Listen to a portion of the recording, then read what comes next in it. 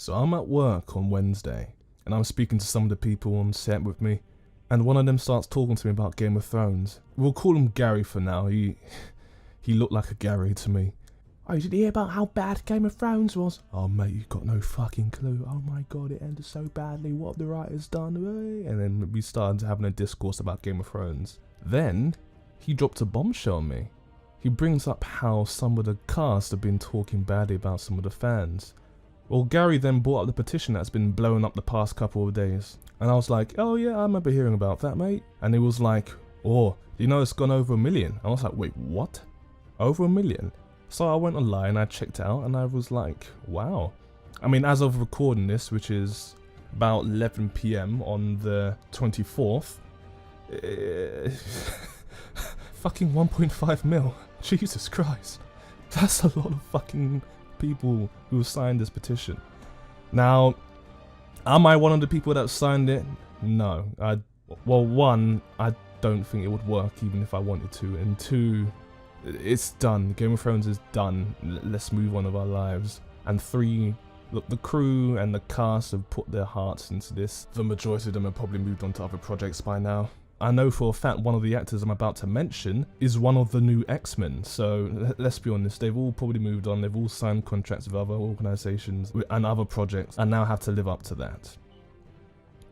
Game of Thrones will never be remade, and even if these people wanted to, Dan and Dave are not going to do it. Allegedly they have the new Star Wars trilogy to be made, whatever that's going to be, whether it's the Old Republic or not. I pray it's not the Old Republic. They've moved on. So in my opinion, there's no point in this petition going on. However, I understand why people want this petition, why people are doing this.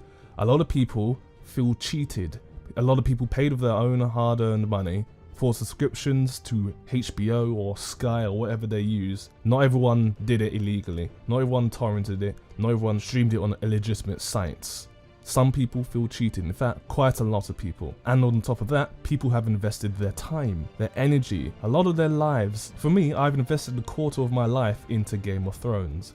So I can relate to these people who want to sign a petition, even though I think there's no point in doing a petition. But what these three individuals on this article said rubs me the wrong way. And one of them especially, who I'll get to. Links in the description if you want to see it for yourself, but I'm going to go through it right now, so there's no point. It's a small article. Oh boy, now that is a title.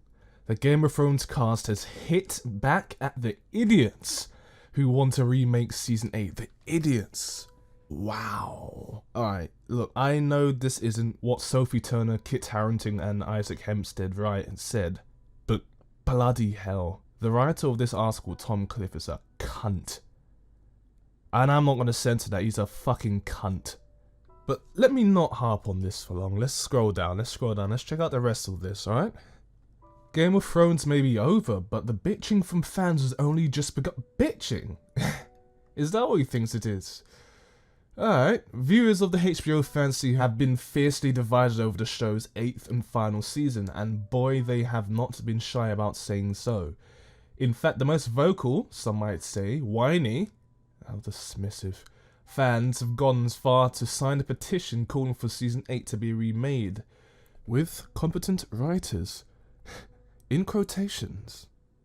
Well. To be... I can handle being dismissive, but to insult the other side is just absurd. Just because people are vocal doesn't mean they're whining. You don't even give the time of day to your opposition. Have you not considered that maybe these individuals might actually have something valid to say? Are you so surrounded by an echo chamber that you are unable to accept opposing ideas? Speaking to the New York Times, Turner, so the actress that plays Sansa, Sophie Turner, wasn't surprised at the strong reactions from fans. But the petition was disrespectful to the crew and the writers and the filmmakers who have worked tirelessly over 10 years and for 11 months shooting the last season. So many people worked so hard on it, and for people to just rubbish it because it's not what they want to see is just disrespectful. So many people worked so hard at their 9-to-5s, and for the showrunners to rubbish it because they wanted to rush the show to an end is just disrespectful. See, I can play the moral game too.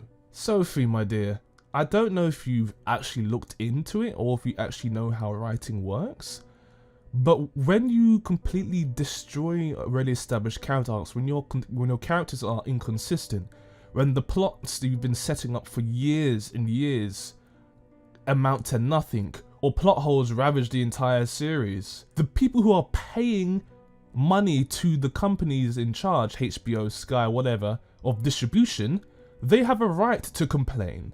That isn't them being disrespectful, that is them critiquing something that's turned out to be a bad product. People have been paying for this for years, and its conclusion is shit. Most of the criticism is about the writers. I don't see how this is disrespectful to the crew and the filmmakers, as no one is criticizing them. The majority of criticism is directed directly towards Dan and Dave, the showrunners. If this is what you think disrespect is, then your mind must be a bit fragile, my dear. I'm afraid you're not cut out for the big wild world. Just because you put a lot of effort into something doesn't mean that you should just get an applause. If the outcome of your hard work is good, then hooray, let's rejoice. You deserve all the thanks and gratitude and respect that you can be given. But you got to understand, Sophie, the writers messed up, and maybe it goes down to Dan and Dave, who are the showrunners, messing up. It has now been proven that Game of Thrones was ideally gonna go for longer than 8 seasons, and I have the proof for it in this video of George R.R. Martin being interviewed to prove you wrong. But I bet you probably don't even know about this because you're so pampered and up your own ass that you can't even realize it. And I don't mean to sound rude because I'm probably gonna meet you because I'm in the same industry as you, but come on, Sophie, really? Listen to this. We could have gone to 11, 12, 13 seasons, but I guess they wanted a life. So you wanted it to keep going. Well, you know, if you've read my novels, you know there was enough material for more seasons. They made certain cuts. I'll leave that link in the description for you guys, but just let that sink in. He claims to have had enough material for many more seasons, and yet they decided to make cuts, Dan and Dave. Conversations, character traits, all those little things that you'd see in the little snippets of the books, they don't get explained in the show because they wanted to cut them out, because it takes up too much time, because they'd rather have you watch Jon Snow and Tyrion Lannister walking upstairs towards Daenerys Targaryen for fucking 10 minutes than having Grey Worm teleport in front of them. Like, what? Cuts? What? You must have cut the wrong things. They cut out logic, they cut out parts of the plot, they cut out character traits. So you want to go on the record to the New York Times, Sophie, and you want to complain to them about how irrational, about how absurd, about how disrespectful we are being.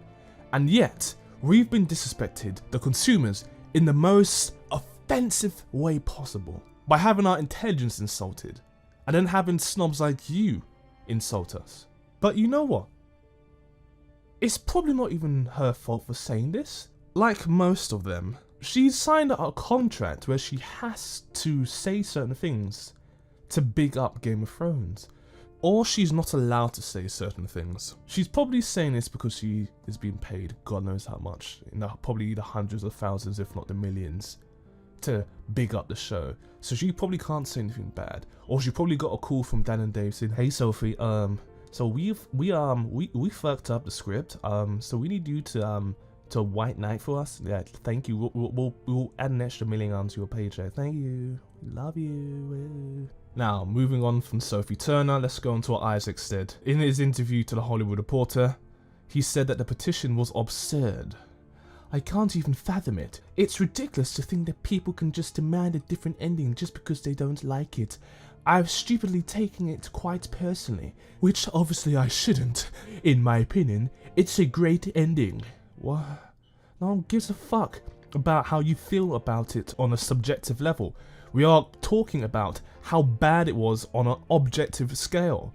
Objectively, it is flawed. The writing is terrible this season in comparison to the previous seasons. Season 6 had its flaws. Season 7 had many flaws, but they were both better than Season 8.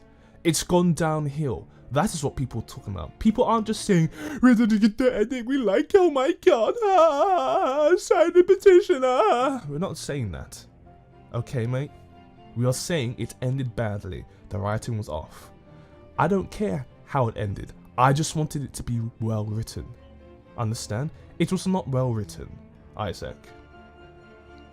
Okay? Stop trying to get in good with Hollywood and just be rational for a second.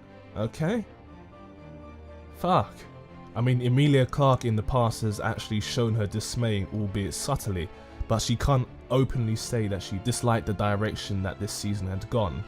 She made her sarcastic Best season ever! last year, so we kind of understand how she feels, even though she did defend the season, which is understandable. You are allowed to like things subjectively, but objectively, let's be honest about how bad this was, okay?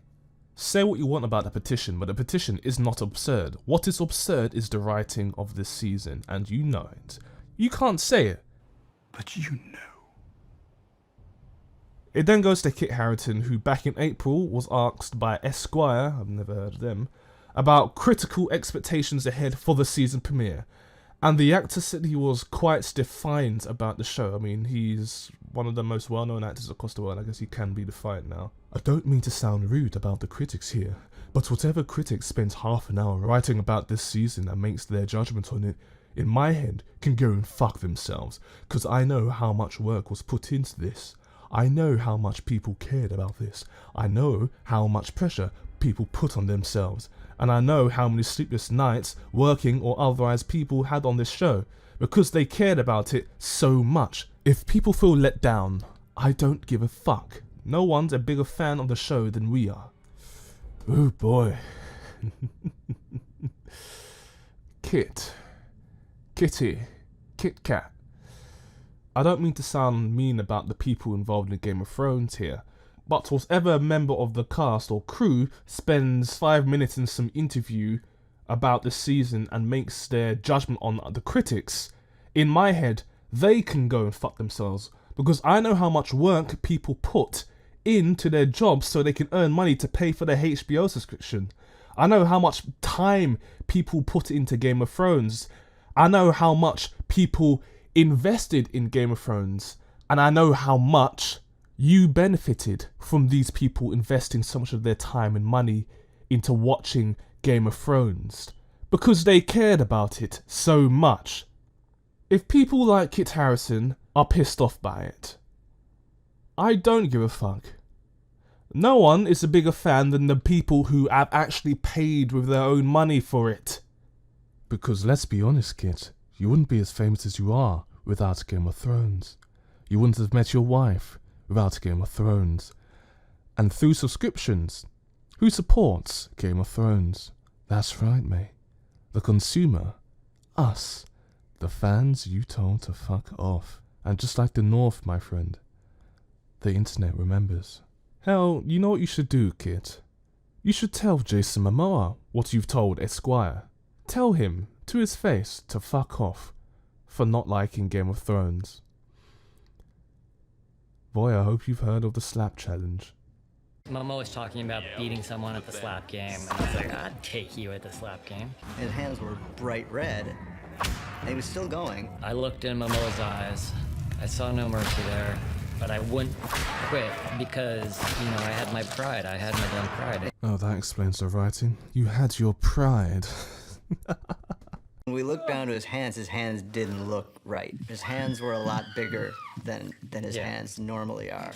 And what happened? And I said, I played the slap game with Jason Momoa. And then she said, okay, let's do some x-rays. Then she came back and her diagnosis was that Jason Momoa had squished my hands. They got squished. So it just goes to show, don't challenge the call. Oh my God. Doesn't feel right. We're gonna go to the bars and we're gonna get in a fight.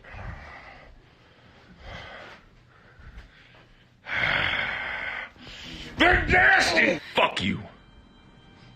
Fuck you, punk.